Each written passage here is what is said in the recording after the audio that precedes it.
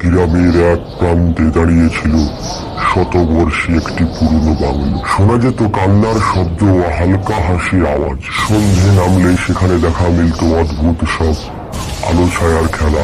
মানুষজন বলতো বাংলোটি অভিশপ্ত। একদিন শহর থেকে আগত তরুণ রাহুল বাংলোটি ভাড়া নিল। সেখানে দিনের বেলায় কোনো মানুষ তো দূরের কথা, আশপাশেও সেখানে মানুষের দেখা মিলত না।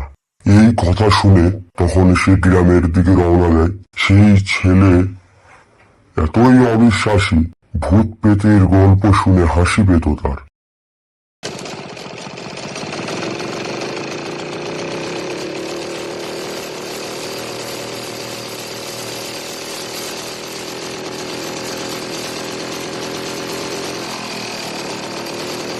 গ্রামে আস্তে না আসতেই সন্ধে নেমে আসে। কি করবে? তখন সে গ্রামের মোড়ল মশাইয়ের কাছে যায়।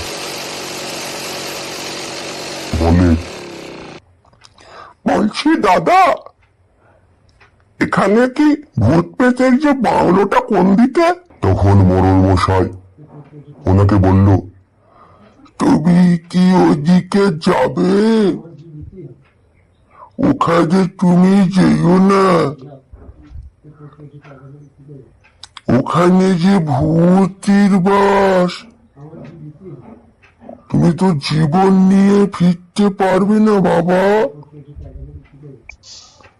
তখন রাহুল ওই সব কথায় সতর্কবাণী উপেক্ষা করে সে বাংলোতে রাত কাটানোর সিদ্ধান্ত নিল।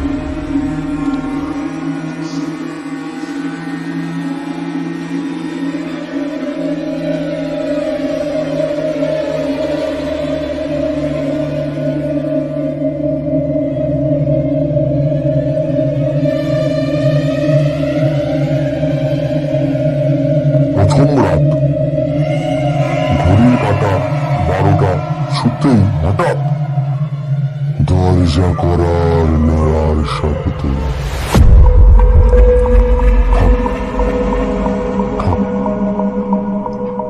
রাহুল প্রথমে পাত্তা দিল না, কিন্তু কিছুক্ষণ পর তার শোবার ঘরের জানালা খুলে গেল। একই ঝটকায় শীতল বাতাস আর গা ছমছমে অনুভূতি নিয়ে এক আবছা ছায়া ঢুকে পড়ল।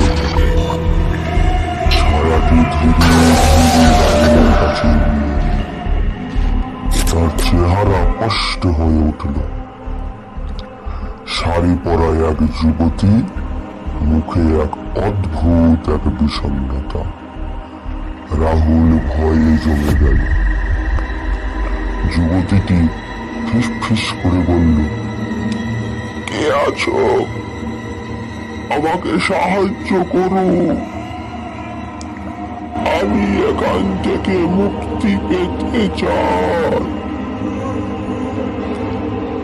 রাহুল তো ভয়ে ঠক ঠক করে কাঁপছে। কিছু বলতে যাবে এমন সময় হঠাৎ বাতি জ্বলে উঠল, আর সেই সঙ্গে যুবতীর অস্তিত্ব মিলিয়ে গেল। রাহুলের যখন জ্ঞান ফিরল, তখন সে গ্রামের দিকে রওনা দেয় এবং মুখে চোখে তখন তার ভয়ে শরীর কেঁপে উঠেছে। পরের দিন সকালে রাহুল গ্রামের প্রাচীন এক ব্যক্তির কাছে গিয়ে গল্প শুনে জানা গেল যে যুবতী ছিল এক বিধবা, যাকে এই বাংলোতে এক সময় নির্মম ভাবে হত্যা করা হয়েছিল। রাহুল ঠিক করলো তার আত্মাকে মুক্তি দিতে যা করা লাগে করবে। সেই দিন থেকে বাংলোটি আর অশান্ত নয়, তবে রাহুলের সে রাতের অভিজ্ঞতা রয়ে গেল আজীবনের এক রহস্য। তো আপনারা যারা যারা এই গল্পটা দেখলেন, আরো এরকম গল্প দেখতে হলে আমাদের এই চ্যানেলটির সঙ্গে থাকুন। আমি আছি অ্যানিমেশন লাইট 98.3 আপনাদের সঙ্গে।